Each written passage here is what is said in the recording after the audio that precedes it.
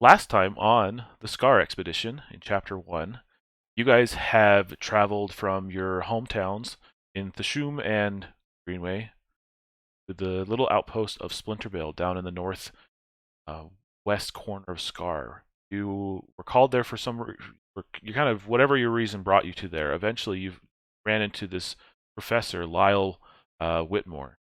He had been exploring and looking for a way through Skar up to Lizard Rock to explore the legends surrounding it. And all his other paths, due to the Elven War and Krask, prevented him from getting a more direct, easier route. And Skar being a realm of beasts and a wild land, the maps were not quite helpful. And so he asked you and took you into the expedition and had you come along and start traveling with him. You explored and ventured out. You found a skull pillar made of stone. You explored the old bones of the dragon graveyard, faced off with some Varani, which are the giant lizards. Were almost made a snack, or at least Bernard, our horse, was a snack almost. But thanks to No's quick thinking, was able to prevent that loss. Eventually, good gun work from Good Luck scared them all away, but attracted the attention of the Zurrak, skull wizards that dwell in the wastelands, the old bones of Skar. They took you in. They seemed pretty hospitable in general, although they were wary of you, but your honesty kept them at peace. You were able to spend the night with them, but in the morning, suddenly, Ewan wakes you and kind of almost drags you out into the bottom of the Rock's clan's kind of dwelling location on this old set of bones. Early morning, before anybody else had woken up, he just pulls you out and asks you that we gotta go. Like, no time to say goodbyes. Really kind of suspicious, shady. You guys got some vibes, and you went along with it, being that you're kind of helping them, and whatever their reasons, you have no reason not to trust them. But as you leave, Good Luck notices that the skull relic that the Zurrak almost worship was missing. And that's where we cut off, down at the base, getting the horse ready and getting ready to set out, as you had discovered this and were there to potentially confront or talk about it with Professor and Ewan. But that is up to you. And so we are here at the base of Zurrak Camp, prepping the horses, early morning. So let's roll initiative and see who goes first. Okay. All right. No, like me and you tied, so let's do another roll off. Got a 5. Okay. It looks like we're gonna do No first, followed by Good Luck. Then I'll just bump me down last, since I rolled that 5 on that second roll. Okay, well, I think No is going to be a little bit anxious about what's... so just to clarify, would Good Luck have mentioned to No that the skull was taken? Or would he have kept it to himself? Well, I was planning on definitely whispering that to No and being like, no, like, the skull's missing. I don't know if the professor took it or what. I'm kind of like muttering under my breath, like I am very uneasy with the situation. Yes, I think No is going to be equally uneasy with the situation, pretty anxious that, as I described in the Discord chat, like he's kind of going with the flow because he's been told to kind of come here and seek out his fate, so he's thinking, well, maybe this is what I should be doing, and the gods have a plan for me. So he'll just go along. But on the other side, he's kind of thinking, "Oh God, are these guys going to come after us? Have we done the wrong thing?" And so on and so forth. So he's going to be kind of looking over his shoulder to see if we're being followed. Maybe he'll take out his spyglass every so often and kind of just have a look to the rear to see if he can see anyone tracking us.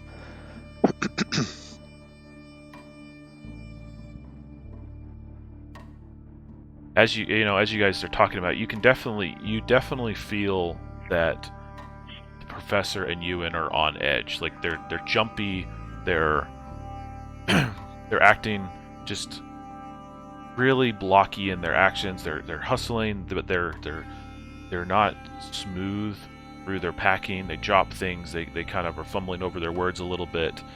The professor more than Ewan, but Ewan is definitely has a look of concern on him.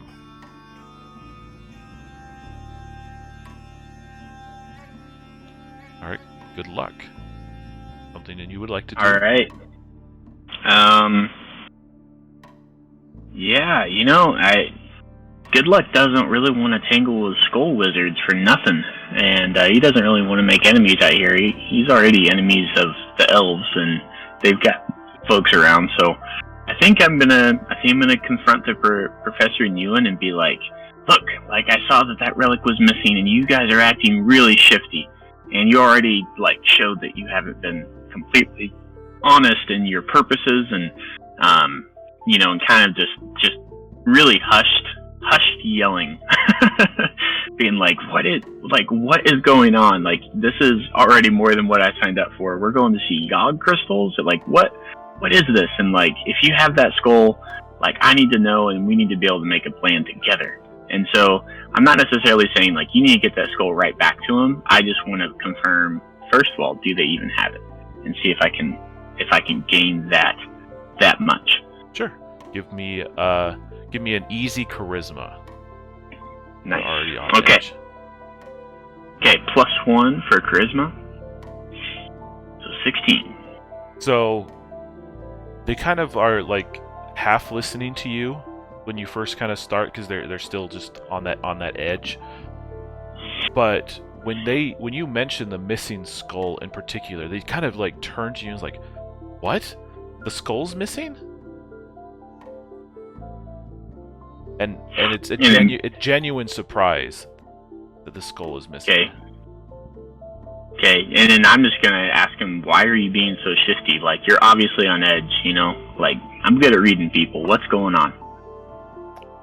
And they look at each other for a moment, and kind of look back to the other person, and he kind of opens up his satchel, and he shows you that he has the Yogg crystal that they gave to the Zurrak last night. Oh, he had taken it back. We could, in the moment I thought we were gonna die, and I there's the only thing that I thought of value, but we couldn't lose this. This is the only thing that could lead me to what I'm after. So it seems like the professor, it seems pretty clear, at least to my character, that the professor is squeamish because he took that back, even though he'd given it as a gift. Yeah. Okay. So just the final thing I want to do is I just want to I think Ewan is quite a bit taller than Good Luck, but Good Luck's used to being among short people. He's used to height doesn't really matter much to him, but he's still going to come up and grab Ewan's collar and pull Ewan down to his face and just be like, "Ewan, if you got itchy fingers and you stole that skull, we all need to know right now, because look around." And I'm pointing to the skulls and pointing to the strange relics. I was like, "These guys can melt your insides from the outside. We need to know, what did you do, Ewan? Did you take that skull?" And just trying to break him if he did. Yeah. So he looks, and he's, again, his eyes are wide, just very. You've got him on you've taken advantage of that edge, and you have him frightened already, And he's like, no, like I don't know anything about the skull. I took the Yogg. The professor couldn't. He asked me to do it, and then to bring it back down here and just get you guys out of here. Like I don't know anything about a skull. All right, so I think good luck with that. He's going to be like, no, I don't know what strange winds of fate brought you here, but I don't want to be sitting here in literally the open mouth of this place when these guys like wake up and get roused. Like if we've got a squabble, we need to get away from here to figure it out. Like, are you in agreement? Yeah, I agree. I don't want to cause any problem. We just could take the Yogg. What do you think? No. Well, no doesn't like the fact that they took back the gift that they had given. So, but I suppose it's not really his business at the end of the day. So maybe it's best just to let sleeping dogs lie, or let these guys lie, as the case hopefully is, that they're still asleep. Well, as you guys are finishing your conversations, you do hear some noise from the tent. You hear some talking. You hear some shouting, and you see people starting to move down, almost like they might have seen you at the base or whatever. And so I'm going to give you a choice. You can run, stay. Oh man, and it's great. You got to decide right now. This next turn, they're either going to be on you or they're going to be after you.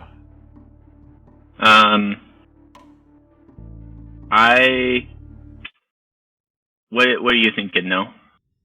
Well, I would like to try. No, would like to maybe try and figure out if well, I've two thoughts. One, I have a spell that's slow time, which allows me to stop a counter for 1 round, including a GM counter, so that we could do that to give us a bit more time to think. Or I would like to maybe try and make some sort of roll to see if I can assess the bona fides of Owen and the...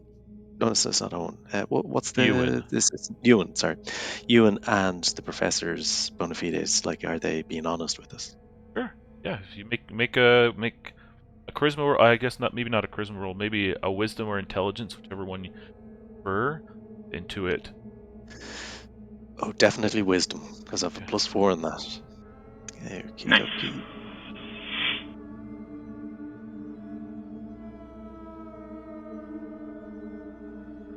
Alright, I think it's... Ooh, there it is. Yeah. Okay. Like, you almost hear... you almost hear in your voice Haggett, right? Haggett is your Oh, Hoggett, yeah. Sorry. Vowels. Anyways, you reach inside for just a half a moment, and you almost hear Hoggett's voice, like, just whisper to you, that they're telling the truth. Okay. Well, in that case, I think No would kind of look at Good Luck and kind of say, I think we should trust them. What do you say, Professor? Fight or flight? Well, I just don't want to die. I don't want to die, but I don't know if we can outrun them. They have he points over to a pack of lizards just sitting by there near Bernard. As well. So he's like, we can try. Like, we just don't have enough time. And he looks to you guys, like, clearly the experts here. Yeah. All right. I think with I'm just gonna do like one last hush whisper to No, and I'm be like, well, I think with a degree of honesty on our side, knowing we didn't take that skull, I don't want to make enemies that assume the very worst and don't have it. We don't have a chance to explain, what we're doing. So I'm wondering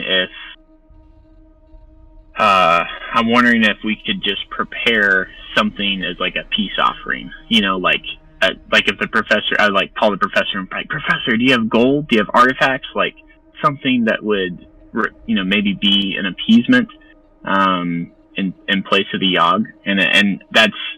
I'm thinking if there's just a chance to parlay with these guys, that would be preferred to me. What do you think, David? Yeah, I mean that sounds good to me. Okay. All right. Well, I'm not. Okay. I don't have. So I'm gonna like toss down my rifle and like not have any threat indicated, and just be like, okay, like we're in a pickle here, but I'd rather not have giant lizards chasing me. So let's see if we can work something out. Okay. Well, I don't have the professor's inventory all detailed out, so give me a binary die roll. Full means he has something. Blank means he doesn't. Skull. Come on, Skull. Yes. Nice. All right. Give me. I'm going to give you 3 options. So each one of you give me a D100 roll, and we're going to roll on the ancient loot table and see what he has in his pack. 93. What? So he, again, what the professor is doing with this stuff, beyond me. But he has a Mace of Thunder. He has some moldy buns, and I'm gonna roll. And he has. Ooh, 99. That's a good sign. An astral crown. Oh. Dropping the text descriptions in there. Again, what is he doing with these things? I don't know. But he has them. Okay. So you can choose any of these things as an offering if you wish. Yeah, good luck's gonna just quickly be like, oh, the crown.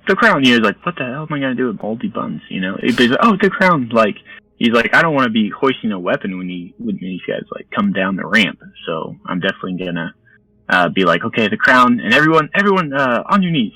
Good luck doesn't know these guys' customs, but he's like, well, it's pretty good bet that's a good sign. So he's like, everyone, quickly, take a knee, and he's just gonna be holding out the crown, waiting for whoever's coming down. Okay. And Professor, you better start thinking of a really good excuse for why you took back that Yogg. It's like, and good luck's like, I'll do the talking here, like, it's okay, Professor, but you're gonna have to say something, but I'll do my best. Okay, it isn't long. You clearly, as you talk, you see them coming down the ramp, and it isn't long before they have you surrounded. Again, you see Nirvan as he kind of walks down with the group. You can see that his collection of skulls around his neck is on full display, all etched and covered in glyphs. Some of them glowing. As he approaches, you can see the anger in his eyes. The flames rise and flare as he passes. And the rest of them as well. You see a collection of a smaller collection, obviously, of skulls and things as well. And they essentially surround you and demand to know, what did you do with our skull? How dare you steal our sacred relic? We brought you in. We offered hospitality. We trusted you, and this is how you respond. This is why we don't let wanderers through our lands. They can't be trusted. They can't respect the bones of this place. It's in a pickle. I don't want to take a nose turn here. I know it's kind of a little bit. I don't want to. Yeah, so know you got anything to say before me? Well, you said you wanted to let you do the talking, so I think Noah's just going to try and look, very neutral and not aggressive in any way whatsoever, and we'll Okay. just see what you have to say. Okay. I just realized when I said I'll do the talking, I'm like, well, I don't want to take it. So just speaking as a player here, I didn't want to take over a scene or anything like that. So I just want to be sure. If you've got any ideas, player to player, I'm happy to have that conversation at any point. So. Oh, yeah. Well, I suppose I had a character. The only thing I was going to do was kind of protest that we didn't take the skull and that they're free to search us. Because Noah believes the professor when he says he didn't. But like I say, I'd wait to see what you want to say to them first. Yeah. Okay. Yeah, we're definitely in the same page there. So. Good luck is gonna just be like, oh, great, Nirvan.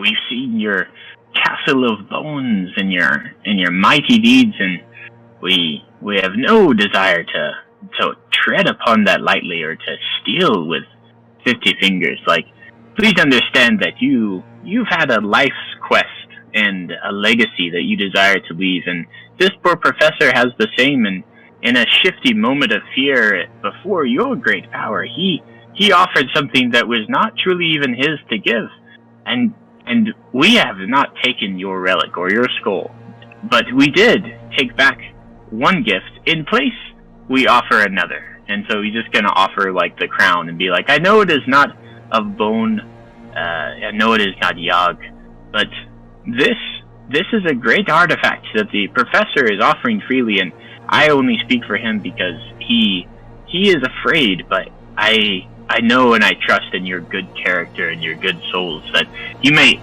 search us. We will put no protest. That we stand before you as honest men who are just made uneasy by the presence of skulls. We aren't as friendly with them as you are. He's just trying to be like, hey, we had a moment of bad judgment, but if you notice here, we're on our knees. We're offering a gift. We truly mean no harm. And did not take your skull. So that's the gist. Okay. Give me a charisma roll. See how well that comes across. Okay. That was excellent, by the way. Hero coin for Plus that monologue, just so you know. I like imagining Good Luck as a hunter, but he talks like Long John Silver from Treasure Island. So nice. It gives me a voice to work with. So here we go. +1 to charisma. That's a 12. Good thing he just had a little bit of sweetness on his tongue to get him to the target. Okay, very nice. No, you kind of deferred a little bit. Is there anything that you wish to add? No, not really. But I suppose just I'll sort of affirmatively nodding my agreement with Good Luck. I'm kind of going yes. Trying to be as open and transparent as possible. Give me a charisma roll as well. I want to see if you guys can have 2 successes on this. +2, so no. Take me hero coin. I don't know. Do you want to spend the hero coin on that? I do. Yeah, these guys are pretty gnarly. I just like them to be nice and play safe if it were up to me. Okay. Well, thank you very much. I really hope I roll well now. Yes, there we go. Yeah. All right.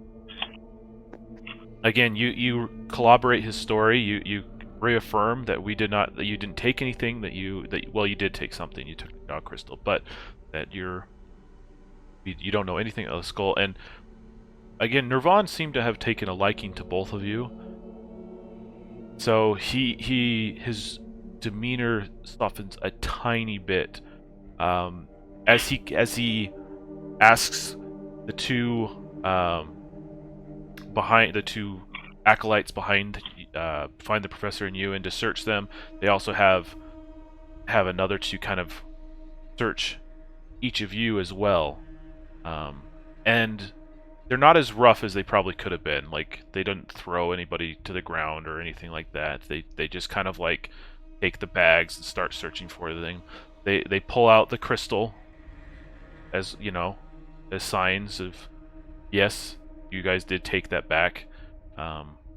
Take the astral crown, and Nirvan kind of looks at it. But no skull. No skull is found. Whew.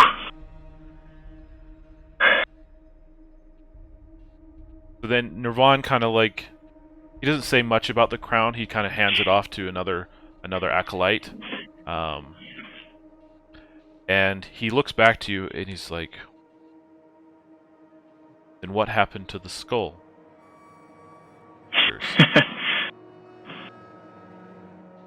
Yeah, I truly have no idea, Nirvan. I was awakened, and I myself even interrogated these fellows that you see before you here, and they have nothing to offer.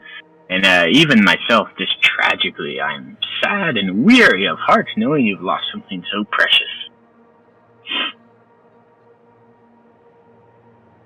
So as you guys go for it, no, sorry. Oh no, I was just kind of add that again. No would be kind of nodding in agreement to that, and being as earnest as possible, saying we've no idea, but like you, initially we feared that maybe one of us had taken it, but then that's where the mind naturally kind of goes to. But I can assure you that it wasn't any of us, and we will do everything we can to help you recover it. Okay. As you guys are talking and kind of beginning to wonder, another acolyte, you kind of spot him out of the corner of your eye, running down the skull like in a hurry, and he emerges out and he's like, Nirvan, Strand is gone. And Nirvan looks back and is like, he's gone? And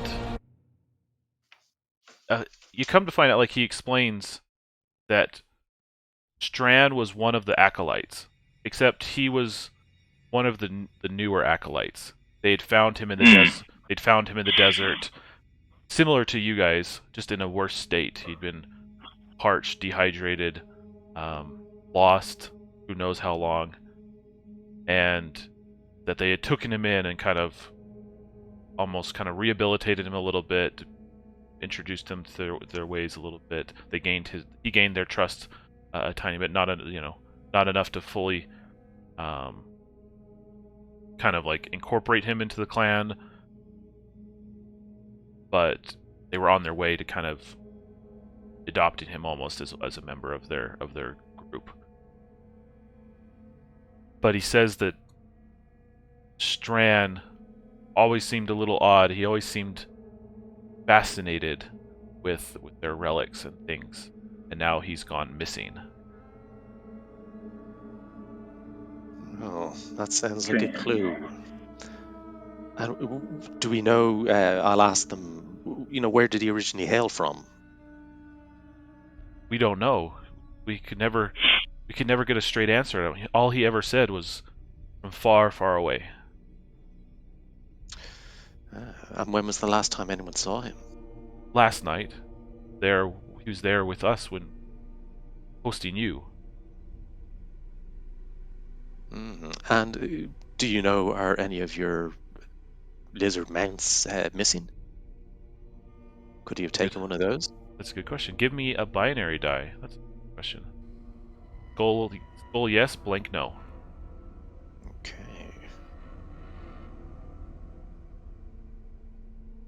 No, none of the mounts are missing.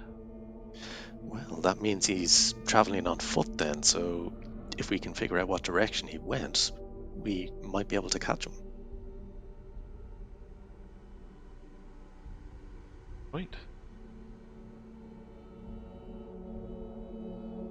So I'd like to kind of... And, what was that? I am, good looks like, and I am a man of talent when it comes to tracking such things. It's a bit of my trade, if you will. But no, sorry, I didn't catch the last thing that you said. Oh, well, I was just going to offer to do a bit of scouting because I have a spyglass that gives me a +3 to wisdom.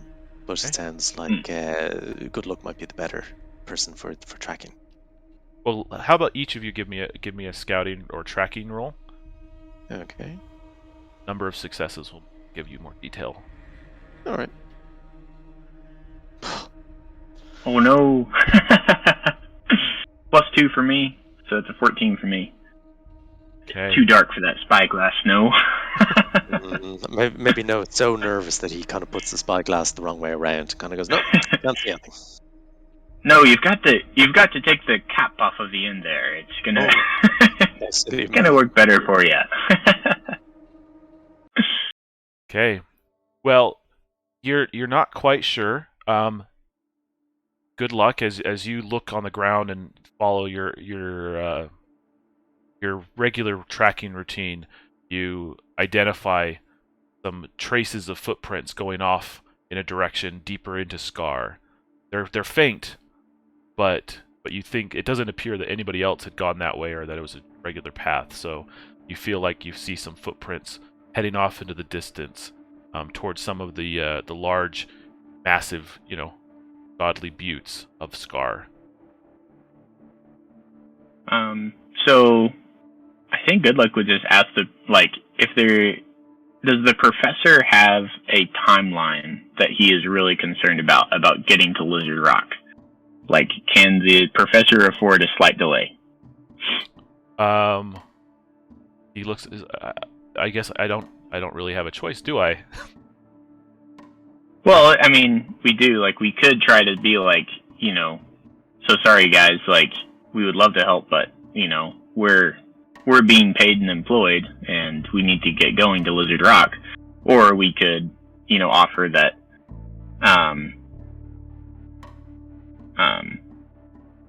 it's like we could offer that the professor could remain here with them in their care, and kind of like just, joke with the professor, kind of slap on the back, like, yeah, you can stay here with these fine fellows. And it's like, but we'd be happy to offer our expertise in getting back something so precious to you. So I guess that was the information to like decide, like, do we have the space to offer and still accomplish both things? Well, at the mention of your joke, Nirvan kind of steps up and be like, well, isn't that a fine idea? I don't know much of your expedition, but whether it was your fault or Strand's, you did wrong us in a way, and I will consider yourself repentant and forgiven if and when you bring back our skull. But you can't be trusted. So these two, pointing to you and No, I have a good feeling about, but you two, pointing to the professor and Ewan, I don't. So, he looks to you, No, and Good Luck. I consider this your choice.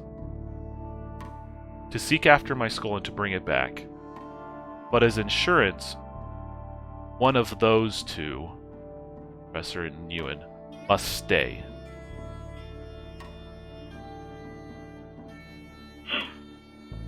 Fair enough. You have a deal. Yeah. Good Luck kind of like, all right. I think it makes sense for the professor to stay, just because, Ewan's a strapping young lad. Yeah, I guess so. I mean, if the professor's just, as the name suggests, just an academic and, not a mighty wizard or something, then he's not going to be as much use to us as Owen.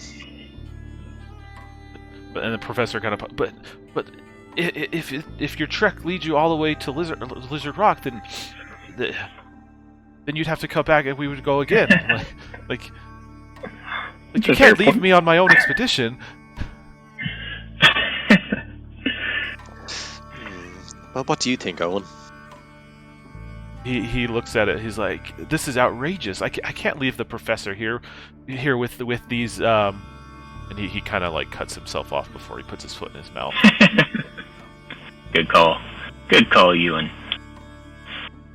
Well, maybe the two of them should stay.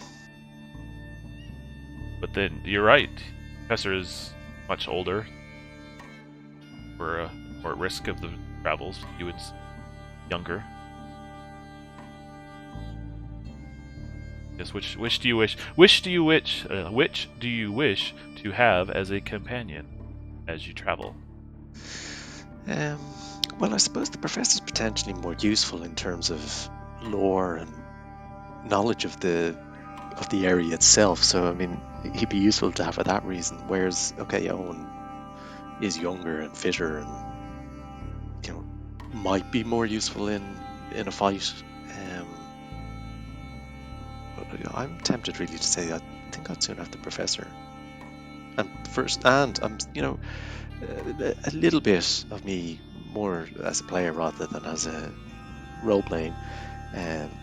Wonders if the professor is still up to something, but I just think for the usefulness of him being knowledgeable about the area and the things that we might encounter, and the fact that it is his expedition, and would be killing two birds with one stone, it may make more sense to bring him. Yeah. Good Luck's just gonna concede to no on this one and be like, well, no, you have good instincts, good head on your shoulders. Like, I think we can keep any of these, pointing like generally to both of the Professor and you, and keep any of these alive. And so, yeah, fate speaks kindly to you. We'll go ahead and we'll bring the Professor along. As you wish. And he kind of looks to you guys first, and he kind of gestures silently to his acolytes, who kind of grab the professor and Ewan gently and just kind of keep them down here. They permit him to keep the Yogg crystal, but he indicates to you two to follow him back up into the tent for a moment before you depart. Okay. Well, the time is short, Nirvan. We've got to catch this man as he's likely moving quickly. This won't take. I think this won't take long, and I think you'll be interested in what I have to say. It's okay. It is your mission after all, Nirvan. Speak your piece. So he brings you back up to the tent, and really briefly he discusses that he appreciates and respects the honesty that you two have shown compared to your compatriots. He wanted to speak freely away from them, so as not to risk any further offense. And so both of you take a hero coin for navigating that diplomatic moment. And in response, he wishes to bestow upon you guys small gifts that you might be interested in. So the first thing that he does is he looks to you, Good Luck, and he actually goes to a tome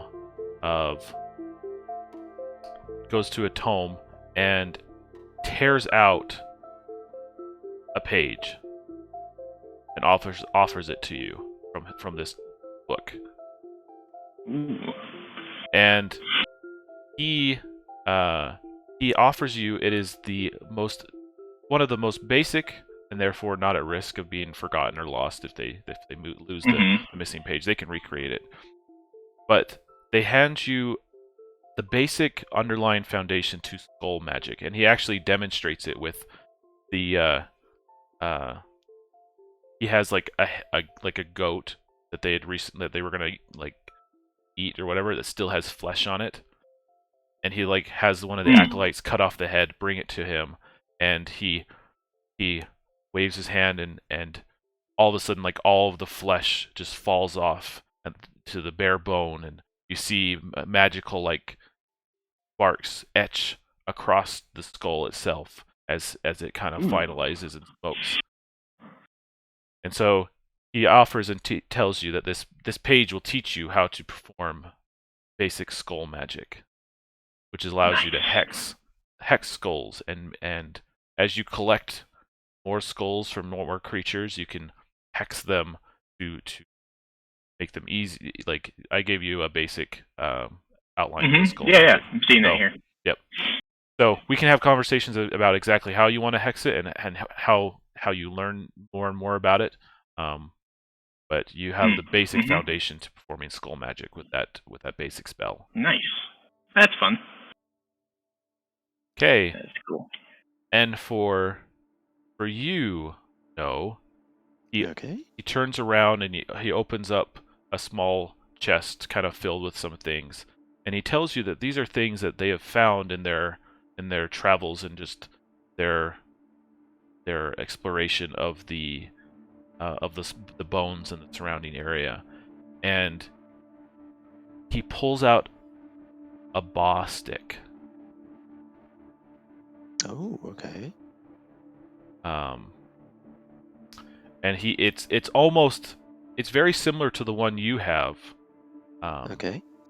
And it has some different markings, and he said we found this dropped in the ground near some of the buttes out in the desert. And when we saw yours, we thought perhaps you might know more about it, and it might be of interest to you having a similar thing. We weren't quite aware of what it might be. Ooh, okay, well, I mean, Noah's kind of eyes will widen, and he'll kind of move forward, kind of a little bit. He's concerned that maybe he, without really realizing, he kind of jolts a little bit forward as if to take it, and then recognize, well, actually, I should wait until it's actually handed over to me, and then he kind of say, may I take it? Of course. And he'll kind of, take it in his hands, as though he's been handed a newborn child or something like that. And he'll kind of look it up and down and think that, this truly must be my fate. That this can't just be a coincidence. That of all the things that they should offer me as a gift, that it should be a Ba stick. So he'll kind of inspect it and thank them profusely for it. And try and discern what little he can from just holding it and looking at it. Sure. Give me a wisdom roll. Okay.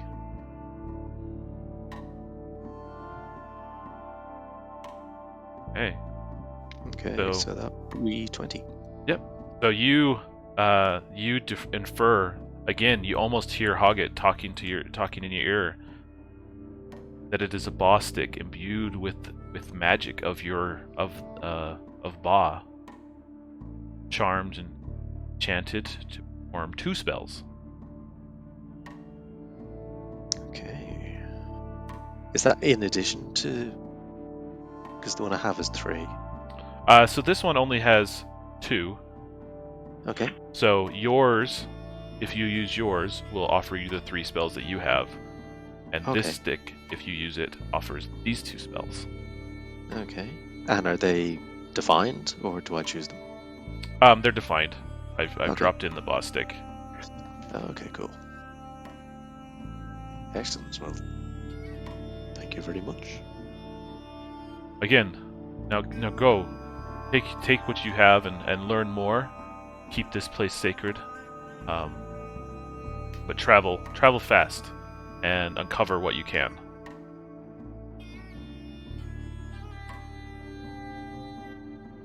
Yes, well, I give you my word that we will do everything we can to recover your skull and bring it back. But what of Strand?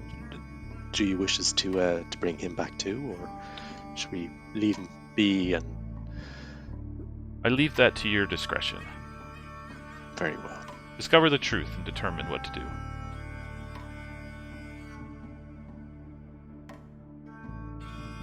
And with that, he kind of bids you farewell and has you head off into the desert in the direction of the footprints.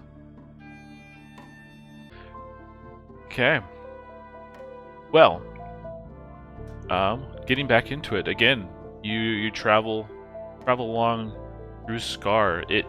The sun rises and the heat begins. The wind howls as you travel deeper into Skar. But eventually, about a little afternoon, you stop for lunch. You let Bernard feed upon berries and grasses and shrubs that you found. But there was something that as you were exploring, the professor kind of wanders off and starts looking around. In a brief moment, while he's off exploring, is there anything that you guys want to discuss with each other away from the professor? Well, I suppose No would like to ask good luck. Do you trust the professor? I mean, my common sense, everything tells me that he's telling the truth, but I don't know, it seems awfully coincidental, doesn't it, that the skull should go missing while we're there? I mean, that fellow must have had... I think that good luck would just, he's like, well, it's hard to trust anyone in Alfheim. Like, the professor could be a mad wizard just sitting inside the old wrinkly skin you see before us today. He could be, and he could just be an honest professor that's ignorant of the wilds of this world, And he's like, it's really difficult to say. I do have my distrust, and I wouldn't be surprised if he peeled back a mask to reveal a nasty creature. And if he turned out to just be an ignorant old man who's far too knowledgeable of books than anything else, that also wouldn't surprise me. And he just kind of like, I think, takes a sip of a brew that they've made for the afternoon, and he's like, just kind of shrugs his shoulders, like, it could be either, but what can I do about it? Yeah, well, I suppose we should just keep our eye on him, but, I think he's to be trusted. I don't think I would set my life in his hands, but having him along for now, I feel okay for now.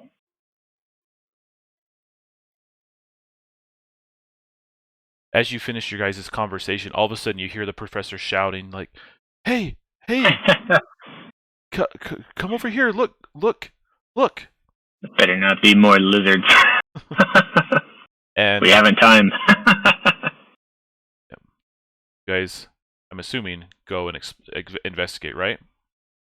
Mm-hmm. Oh yes, of course. Okay. Well, he's kind of looking at behind a bit of a boulder, kind of down a ways. He's actually like bent over some stones, and he's quickly kind of like gesturing at them. He has his little notebook out, kind of drawing things, and he found some petroglyphs. Anything stand out to you guys about these petroglyphs? Perhaps to know more than me. Well, they look like rams or sheep of some description. Goats, perhaps? Okay. As you look at it, like, you again get this overwhelming feeling that they're just discussing Hoggett. Peculiar.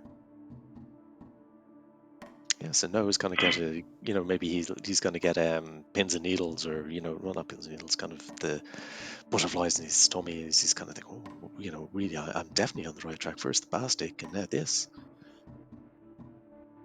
So can he sort of try and commune with the spirits, or go through his mind and try and think of all the different things he's been told, and see if he can discern any greater significance to these drawings? Sure. Give me a wisdom roll.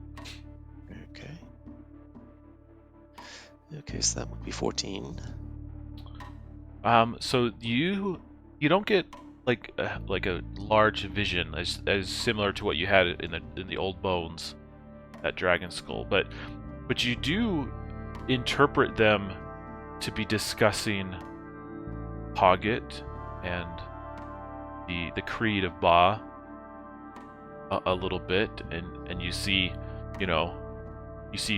kind of signals of worshippers of Ba, kind of, and the rams and things, and you feel as if perhaps rams were more prevalent in Skar have since gone away.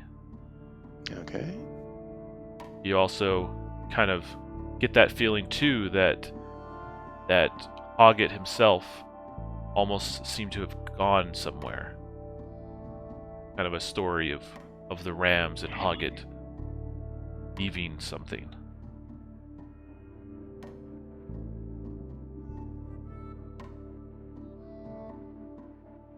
Something or somewhere. Oh, this. Oh, that looks like a skull, doesn't it? Perhaps? This thing here. Yeah. Okay, well, I mean, I'll share that information with the professor, and good luck. You got all that by looking at this here rock. Yeah, Truly are amazing, though. I sure have. Yeah, and the professor now, like, as you talk about it, he's now much more like, tell me about this Ba, tell me about this creed, tell me about this Hoggett, you know, kind of a thing, and he now has this new topic of conversation with you that he's just very curious about it, documents almost everything you say about it.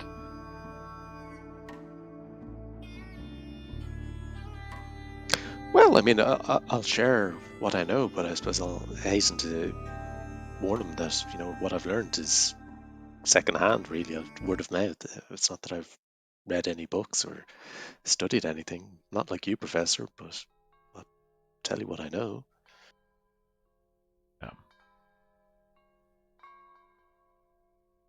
So as you kind of get back to Bernard, you finish up lunch, you trek along. You eventually find yourself deeper into some stones and buttes, and things, and you hear noises, you hear voices, and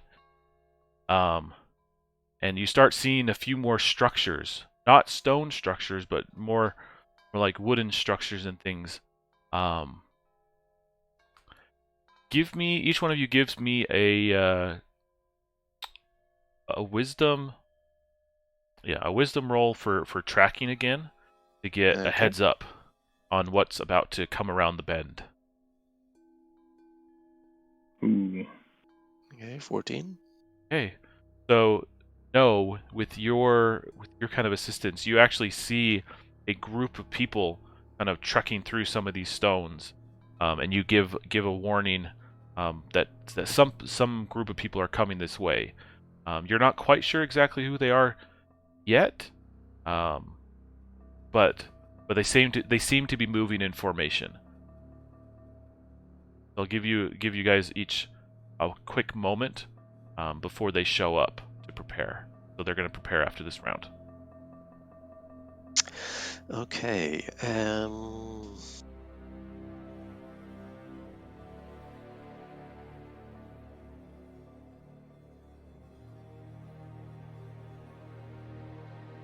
Well, what do you think? Good luck. I mean, I think I'll just ready my sling.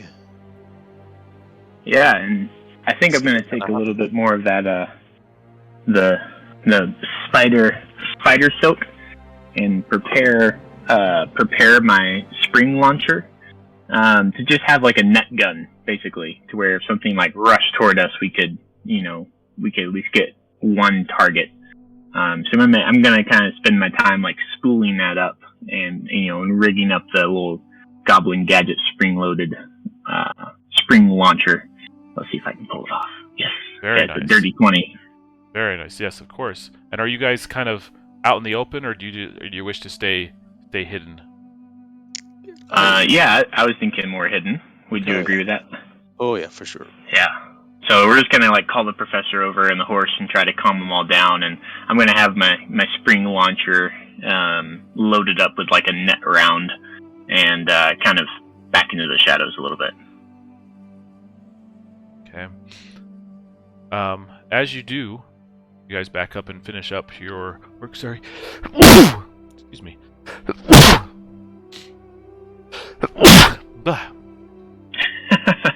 Some terrible creature is coming. I'm allergic to conflict. It's making the most terrible howls.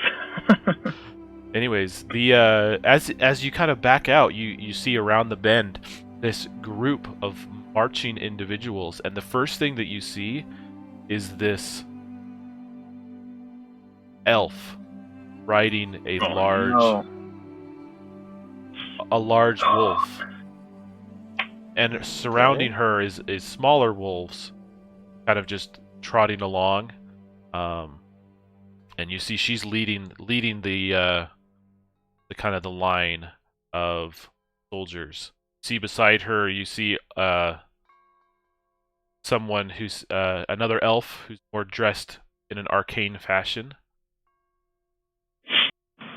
See several soldiers and archers walking that way, walking along as well.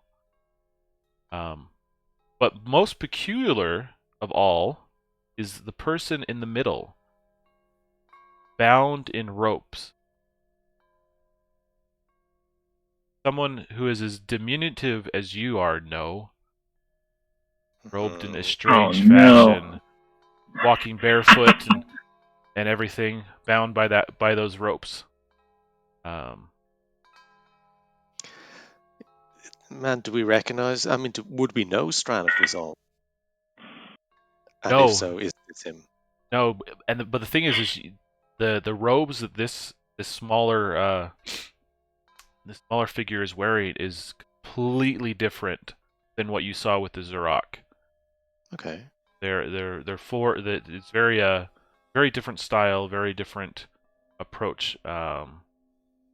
Colors much more in tune, like more muted and more orangey, along as if they match with the desert themselves. And you hear them talking, and you hear this person kind of shouting back, "Quickly, quickly! We must return to the camp. We must get this prisoner locked away and decide what to do with them." And then, this person's like, of course, and he repeats back to the soldiers, kind of that advisorial kind of repetition, as they kind of jerk this figure along. The wolves and everything are kind of plotting with this armored commander, general, if you will, as they move through this area and continue along deeper into the canyons. They don't really stop for anything. They're just gently moving, and if you wait long enough, they'll quickly be out of sight.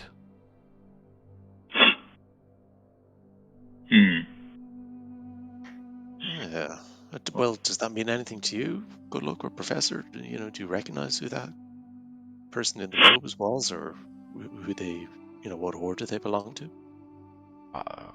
I've never seen them. They appear to be a small folk like you, No.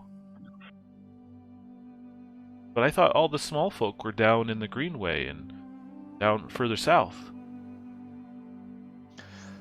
Well, I'm no expert, but yeah, no, that's what I thought too.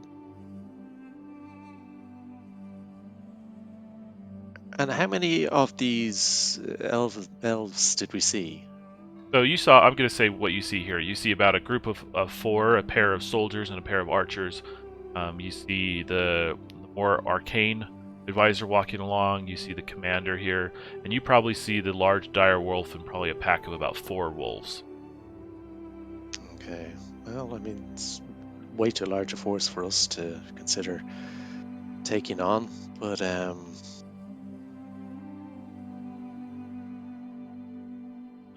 the only creative idea I had was if we try to convince the elves that we have a bigger squabble with this monk and that we need to take him for ourselves, and we'll pay them for their trouble. It's very far-fetched, but that was the only idea that came to mind, being like, oh, there you are, thank you, good elves, for doing us the favor, and we'll take it from here. But I feel like that's very far-fetched, so that was my only idea. Well, I will... Yeah. There's something that you guys do know. I mean, this is from the player's guide, so I feel like this is known in general. Okay. So you know that part of the travesty of this war in Skar is that the elves have moved into the kingdom to claim it as a new kingdom for themselves. And some of the stories you've heard is that the elves themselves have decimated nomadic peoples of Skar, almost considering them degenerates. Not all elves feel that way. Many have left the cause, but those who follow that warpath, there have been cases and stories of them. So you're just dangling an innocent monk in front of us among the genocidal elves. What are we supposed to do with that, man? I don't know. It just kills me as a player to like watch them go by, but also it's an entire pack of wolves and elven soldiers. I just don't feel like it's going to go very well. Well, so again, I leave the problem to you. I know.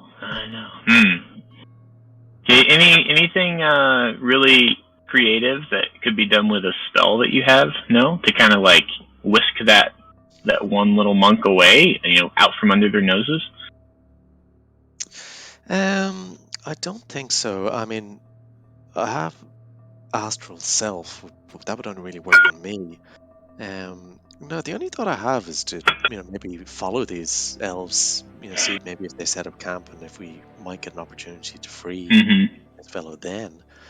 But I suppose what I'm trying to weigh up is, well, we have our own mission, and this, the guy with the skull is getting further and further away. So if we kind of go off chasing after this fellow, we're going off the mission, and the tracks we're following might disappear.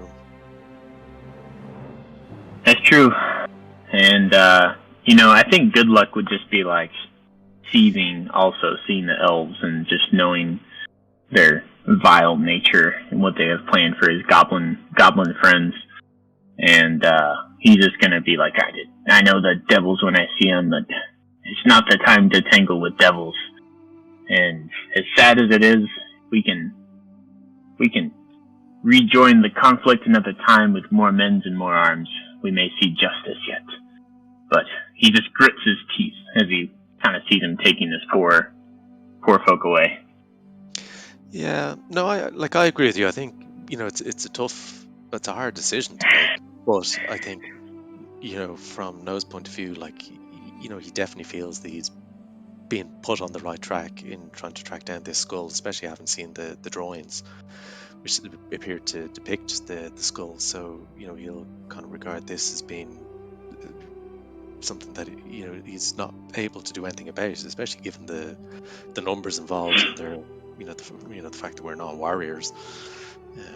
So sadly he'll think that we should stick to the tracking down the skull.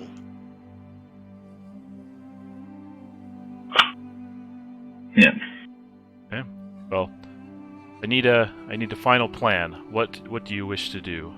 This party seems to have passing around. You see them kind of heading towards smoke, which you presume to be their camp. But yeah, I need a final kind of direction from you guys. Where do you wish to go? What time of day are we at now? It's probably pretty late in the afternoon. You guys have been traveling most of the day. You found the petroglyphs probably a little bit after lunch. Traveling a little bit further probably puts you into mid to late afternoon. The sun is kind of lower and the shadows are getting longer. All right, well, I mean, here's an idea. Maybe, given that it's not that long until we're probably going to have to set camp for the night, why don't we set up our camp here, and we can, either one or both of us can follow after these guys. If their camp seems relatively nearby, we can have a look and see if there's anything that we could potentially do, And if there is, then we can make a decision then. And if not, then we can just come back and carry on in the morning. And we'll only have lost, a couple of hours maybe. That sounds like a excellent idea. Feel scattered out a little bit.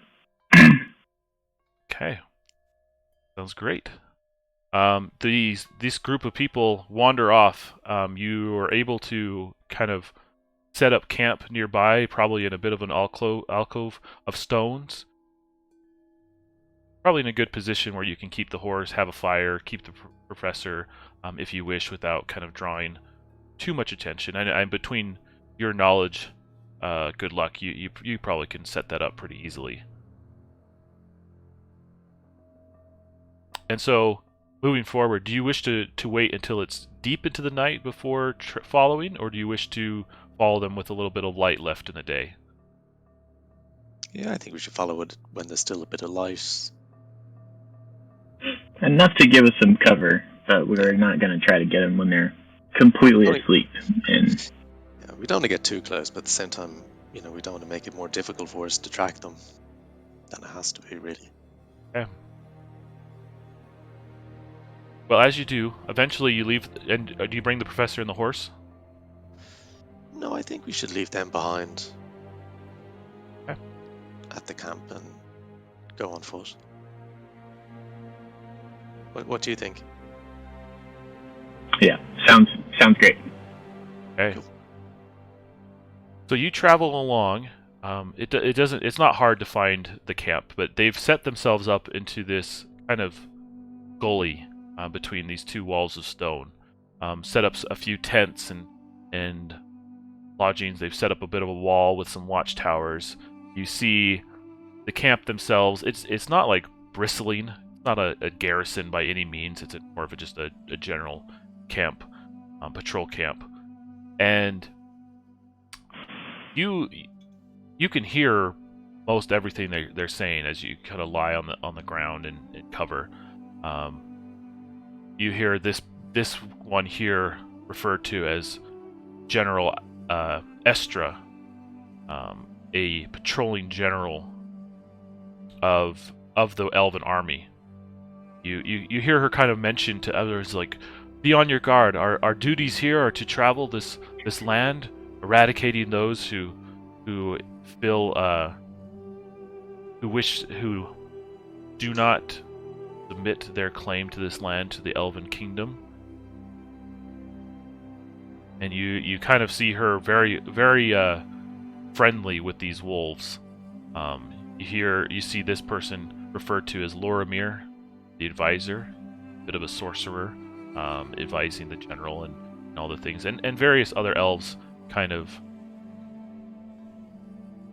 other around. And with your spyglass, you see on the opposite wall here a set of caves kind of carved out with bars and barriers, and inside of one you see the small folk figure, one of the caves.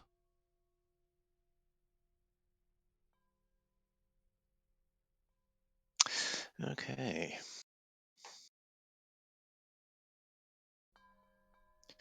Well, I suppose we should keep a...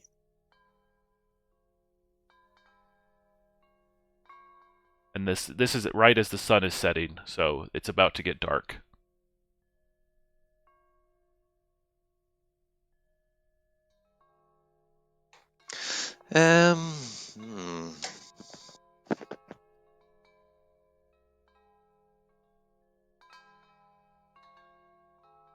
Well, I suppose the question is whether there's some way we can extract him from their camp. But I don't know if we have enough intel really to make that decision.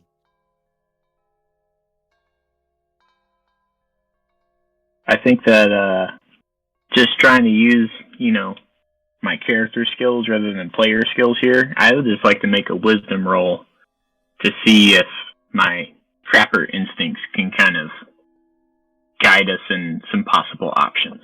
That's what I would like. So +2 to wisdom for me. That's 4. I'm going to use my hero coin. So we roll that. I want another shot at that. Here we go. Oh man. Okay, so that is a 5 total. Okay. Right off the bat, this group over here, between the wizard, the general, and the wolves, like, you see, like, those guys are the threats. Like, elf soldiers are elf soldiers. Like, yes, they're threatening, but like, these guys seem to be at a whole different level. Mm-hmm. But you do see that it's like, if you could get over to here, maybe you could do something. And again, with that 5, I know it's a failure, but I'm not going to give you lots of options. Sure. But yeah, it's essentially like, get onto this platform or this ledge here, and you might be able to do something. Nice.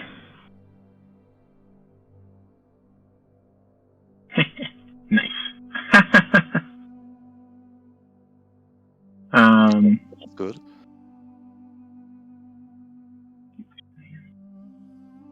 Oh, well, I think that good luck is just kind of considering how much he'd love to have a elf skull to be able to hex, because he just hates the creatures, and so he's got violent thoughts that he just knows that it's going to be tough there, and so he's just trying to figure out like how in the world to get over there and get this guy out, because I think good luck as a character is just getting more and more intent on like, I just can't watch this guy go and die, but we have our own mission, like this is war. So he's really going to lean on No to kind of help see, do we put the effort into this? Like, we got that skull to chase as well, and what do we do? Well, as the wolf, I'm particularly worried about. I have a question in relation to astral self. So, as I understand, I change into astral self, and then I can kind of travel around in the astral plane. Can I communicate with people in the real world?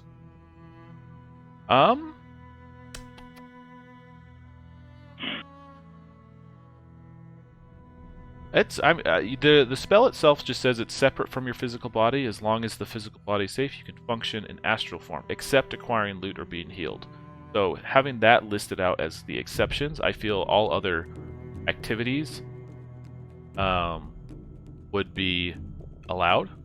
I would consider things like moving objects hard. I don't have a physical body, but I feel like communicating and interacting. I'm imagining Doctor Strange way. Okay. Well, I mean, I suppose I could try astral self and kind of go down there and kind of either try and guide their prisoner out of the camp with good luck, kind of, doing his kind of Morpheus in the Matrix bit, kind of saying, go left at the end of the hall, and duck. And oh, totally. Mm-hmm. Or if he was speaking to my real body, would my astral self hear that? I think also looking in my trapper's kit, I've got a goblin gadget that's a rattler, and so it's kind of meant to attract attention of beasts in the wild and kind of like give a little bit of noise.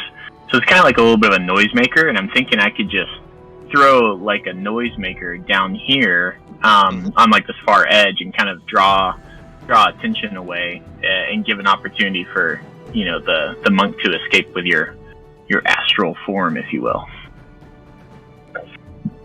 Okay. I think I could provide a distraction as well. Yeah, I mean, if you could distract the wolf, especially, because I think that's the thing I'm most worried about. Then that sounds good to me. If it's doable. Okay. All right. Yeah. Well, let's give it a go. So No, it's your turn. Some moves and actions. All right. So I guess I better cast. Do I have to make a cast wisdom spell? Yes. Okay. Ooh, yeah. Nice. So that would be 22. So I think that passes. So you kind of see No. Kind of maybe he'll sit down and hold his green staff, bastic, whatever kind of. He'll kind of sit down in kind of a yoga-like pose and kind of with the legs crossed and balancing the bastic in his lap, and then you'll kind of see him kind of just sort of go into kind of phase or something like that. That he's in a meditative stage. So I mean, I don't think Good Luck would see his spirit or anything like that, but his consciousness would pass into the astral plane, and he'll kind of. I don't know if it's a bit like Frodo when he puts on the ring or something like that, but he'll kind of make his way down maybe this ladder that I can kind of see, or he'll float down, whatever the mechanics are. You tell me. And try and make his way. Very kind of there's still some sort of physicality to the astral plane, so he'll kind of go down this ladder and kind of wind his way through the tents and stuff like that over to where the prisoner is, and hopefully kind of Good Luck is keeping an eye out and telling them where the lookouts and the elves are and stuff like that, so he can kind of avoid them, even though it's on the astral plane. It's best just to give him a wide berth. Can you move your astral token just through? Yep, just kind of. Okay. So I imagine he's kind of moving around his way over. As you and I'm whispering to kind of his physical self and being like, okay, now you take your little ghost self and you take a left, and hold fast. Yep, there's one coming. Okay, wait, and go. Kind of coordinating here. Yep. So as they walk around, as you kind of get closer to these wolves, like they're sleeping, but you almost like you see. Specifically, like the dire wolf's ear just kind of like perk and like twitch. He's not like waking up, but it's almost as like you heard lightness of it. Sort of like It's always been questioned: can animals almost see past into a different? Maybe slightly. I think it's this. Good Luck. He's not gonna make the noise yet, but he's gonna ruffle around in his trapper's pack, and he has some like scented bait that has the smell of like a fresh kill meant to like bring in predators and stuff and like be enticing, kind of like the wolf equivalent of freshly cooked bacon or something. Love it. And so I'm gonna like kind of just.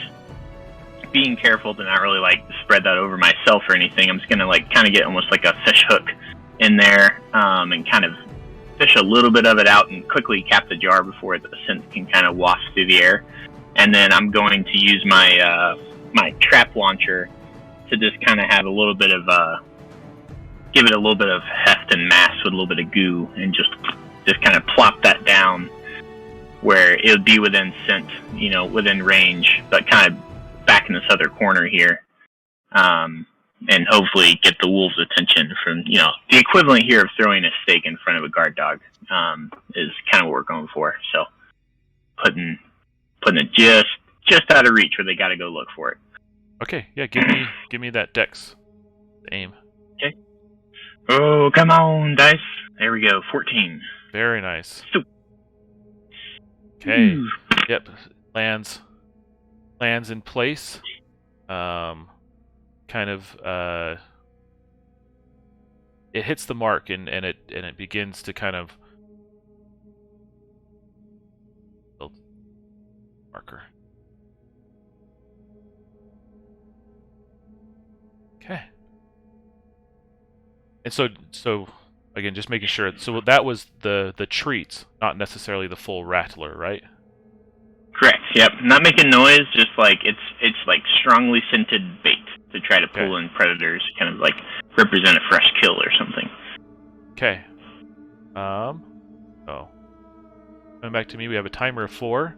But yeah, so that the smaller wolves seem to be attracted to it, and they kind of like perk up, move along. This dire wolf doesn't really move much. He kind of picks his head up, like looks around for a second, and sits back down. Too small a meal to fight over. He probably gets fed way more than the rest of them. But yeah, we have a timer of 4. These other elves are here, and so yeah, no. Okay, so I'm following hopefully the good instructions I'm getting from Good Luck. I'm going to make my way over to the prisoner. Oh, and sorry, one last thing. I'm going to play off the fact that you did move your token right here. Mhm. You see inside that this is the general's tent. You see the sleeping general inside, various things, chests, maps, all sorts of stuff in there. Ooh, okay, well, I suppose Noah is a bit mischievous, so he's kind of, maybe he'll kind of look around and then kind of think to himself, kind of going, well, I really should stick to the plan, but I can't help but kind of, I'm enjoying, being invisible and being able to sneak about and go places I'm not supposed to. So probably much to Good Luck's chagrin, when we're up on the hill, he'll kind of see No kind of go into the general's tent Oh for a no. little bit. Knows about. Damn it, no. What are you doing? Okay, well, give me a D100 roll. Okay.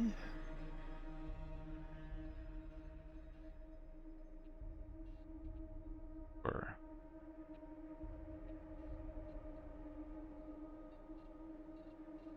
adjust that just a little bit because I like this. You rolled 54. I'm gonna tweak it just a little bit, because its neighbor seemed a little bit more thematically interesting. Mind? Okay. You see the commander, the general's greatsword specifically. Oh man. And I've dropped the description. Essentially, it's Red Fang. Ooh. So it is Oh, embossed. man. It is gilded. It is charred and kind of, the metal is blood red itself. There's rubies and everything on it. It's quite elegant, but also quite nasty looking in terms of what it can do to another person.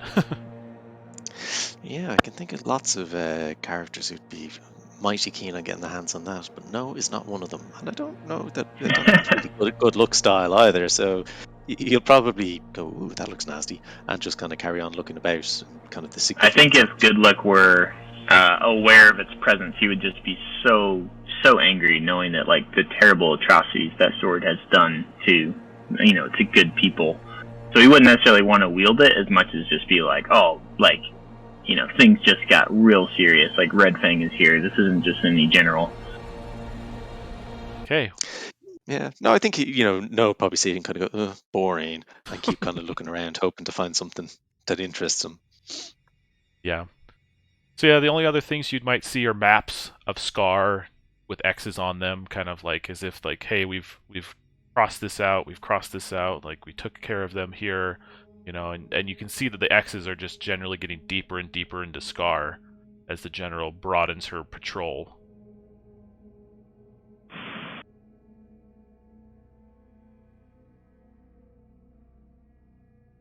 Well, okay. I mean, I think that's Noel will.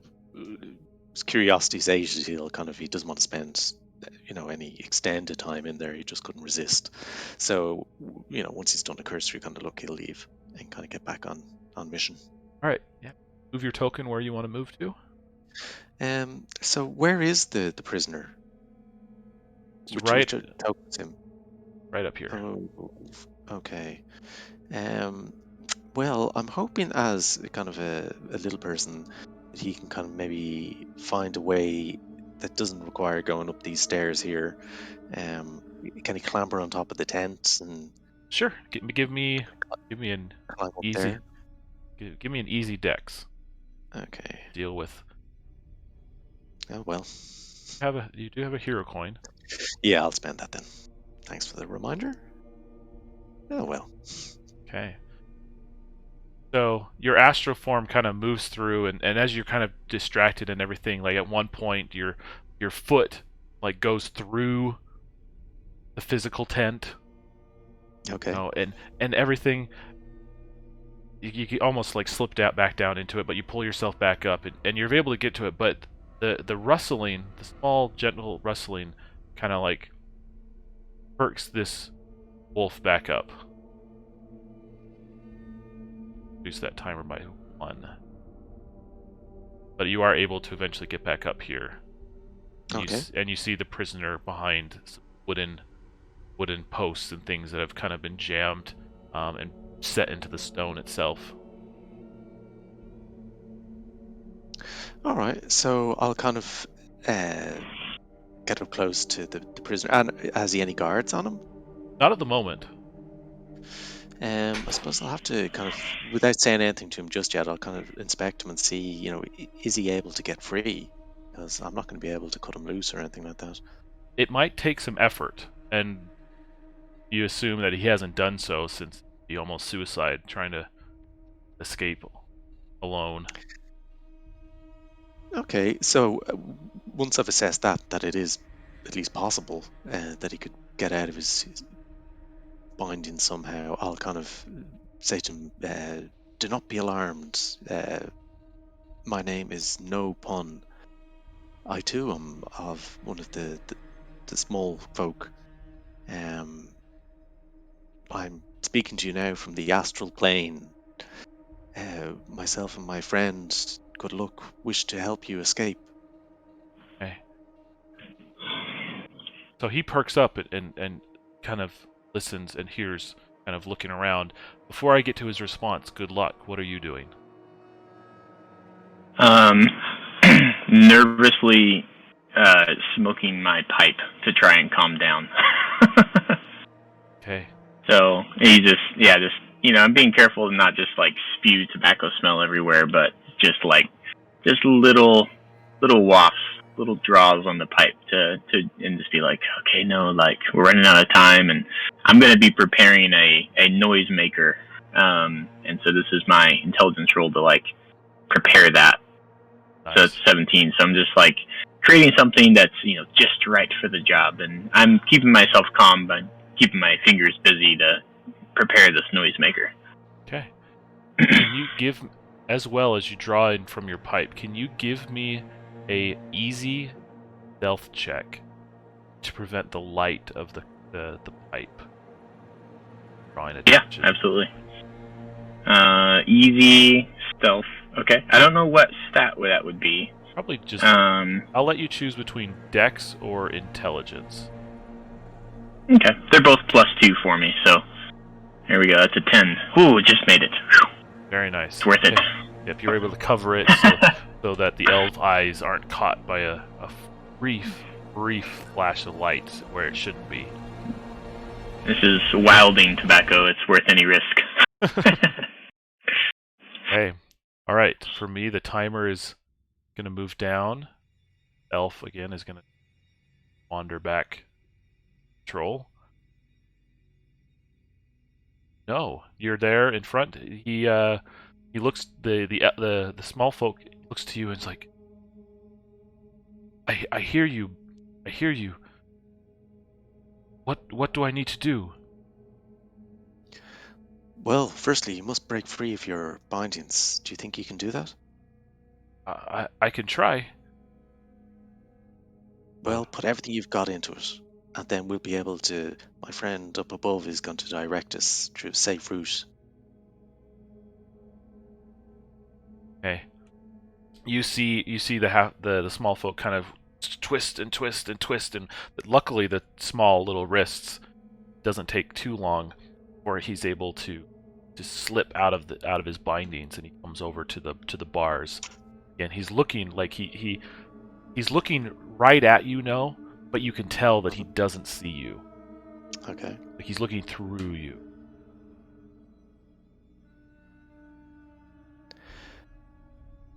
Okay, so I'll kind of once he's kind of free, I'll start kind of directing him in the route to go, and I'll kind of walk behind him, and I'll be communicating with Good Luck and him, kind of going, okay, stop here, crouch, okay, now go, run, and this type of thing to try and get him all the way over to the ladder there so we can climb back up. Okay. That's going to take, I'm going to say, 2 decks, or, it's going to take... Alright, so this is how we're going to run this, okay? We're going to do 4 rolls. 2 of them are going to be whiz, 2 of them are going to be stealth.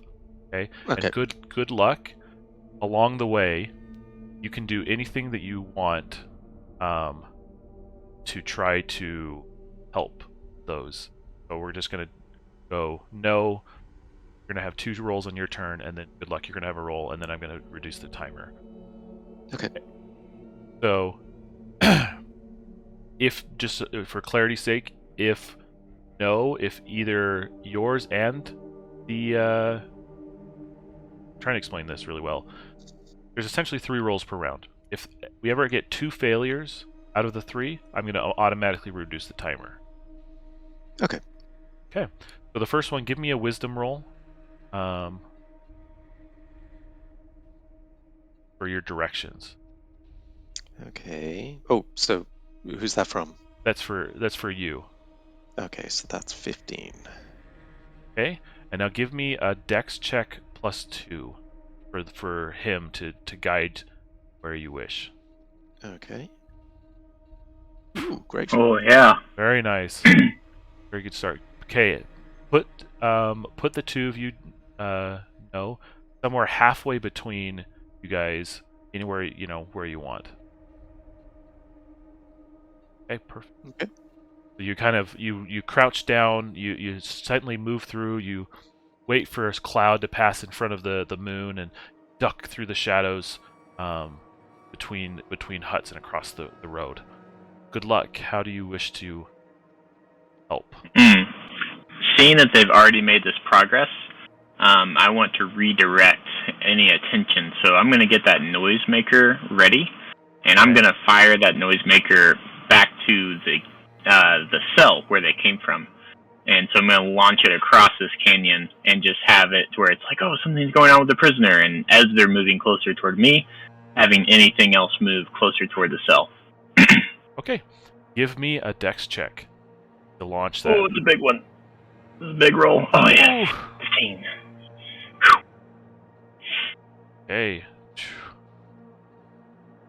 It lands right where you aimed it. You're pretty good with that launcher. Goblins taught me well. Yes. Okay. Take a hero coin for that. So I imagine it's just got like rattlers, and then there's kind of like a little bit of a, perpetual goblin gadget that's just in the thing, like stirring it to create noise and kind of just a bustle up on top of the ridge. Very nice. Okay, well, as it does, I'm assuming it immediately starts making noise. Like, everyone goes on alert, and you see this wolf just stand up and, like, rush up there. You see this elf, again, move there. You see the wolves leave their meal and kind of fall back here. The elves, out of the corner of your eye, you see them turn so quickly with their arrows drawn, squinting and glaring, through the darkness, trying to get a point that they can see through, or they can aim at. And so again, you also start hearing rustling and voices beginning to appear from these tents. So back to timer's at 1. Have another whiz and another dex. Okay. Oh dear. 9. And then for the dex, 10. Here, take my hero coin. Let's get a success out of one of those. All right, I'll reroll the wisdom because I've got +4. Okay. Yeah, there we go. Okay. All right, so move the you and Okay. Good luck. So on this next turn, you'll be able to get up the ladder and up to where good luck is. Next round, after the timer ends. But yeah, good luck. What do you want to do? I just want to get everything up top prepared for a very hasty retreat. So I'm just like putting away the spring launcher. I'm kind of like dousing out my pipe, and I'm just like kind of preparing the ground around to show that there is like nobody here, and trying to make it look as natural as possible. And just like, okay, it's time to go, and just preparing for this last little trek to where we can just skedaddle as quickly as they are able to arrive. Okay. Perfect. Well, as you kind of get to the base of the ladder, the timer gets down to 0. The wolf reaches up there and is sniffing and barking and howling at the thing. The elf rushes up and like looks at it and grab the other ones, and you see from the tents. You see the general and her advisor move out from their tent. She's already geared up and everything. Like she already prepared. She's not to be one caught on her heels. Like she's holding Red Fang in her hand. She's glaring and she yells up, like, "What's going on? What's making all this noise?" And the elf up top is like, "We found this, and the prisoner's escaped." She's like, "Well, then sound the alarm, like find them." Okay, I'm going to increase target to 15. Oh, yeah. Oh, man. Okay, so this last check. No, I need you to again roll wisdom to guide and dex to clear out, and good luck. You have something to help with, and then you'll be able to make your hasty escape.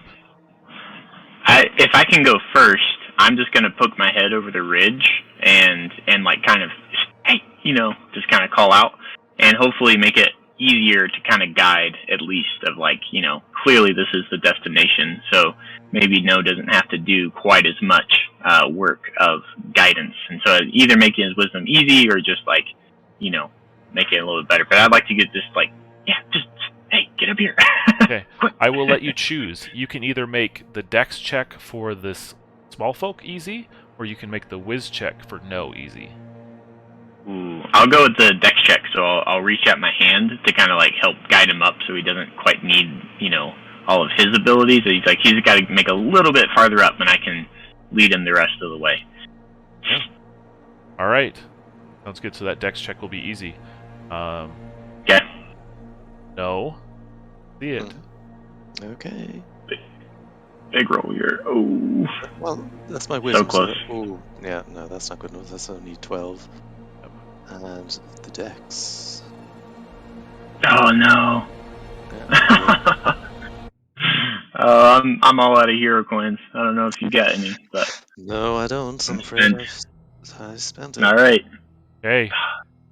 So all of a sudden, like as you're clambering up, the halfling kind of like flicks a rock off, and it like clatters down, and Classic. immediately everyone just turns and like, there they are, there he is. He sees this form climbing on the thing. It takes him a second to get up, and they're going to fire. The only people that can fire off are these two archers. They're going to fire two shots. Oh no. Oh man. Oh, man. Oh gosh. No. No. Oh, of course. So right as he gets to the top, like he just gets pelted with these arrows, and he immediately, his small frame, he's tired, he's probably starving. He just gets hit and collapses right at the ledge. He almost, if you weren't there, good luck, he probably would have slid back off and fallen down. the cliff again. But now you have an unconscious small folk. Oh man.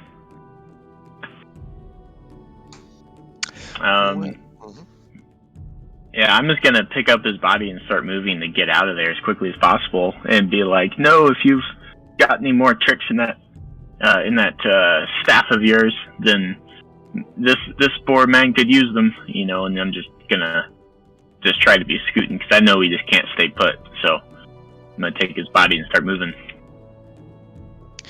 Okay. Well, I'll snap out of my astral state, back into my physical form. So they've spotted us now, have they? They've spotted. Yeah, they've kind of spotted. They didn't really see you because you were just sitting back, but they've spotted Good Luck and this small folk. Okay, what I would like to do, I don't know if range permits, but I wouldn't mind whipping out the new bar stick and casting Shrink Ray on the general. Okay. And I'm hoping that Go for it. Not only will it be comedic, but it'll kind of shrink him down to a tenth of his size and hopefully confuse and baffle the others because they didn't seem to be able to operate without instructions. So I'm hoping that might just give us a bit of a head start as we go on. Okay, yeah, give me a whiz. Okay. Ooh, there we go. Yeah. Yes. Yep, it's just.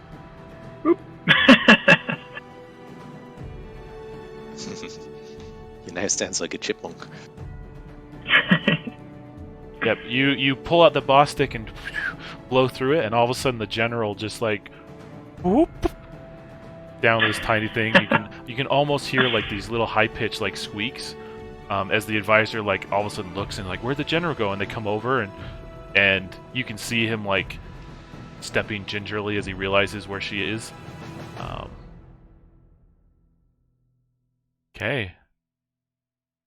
So you guys have a moment to run.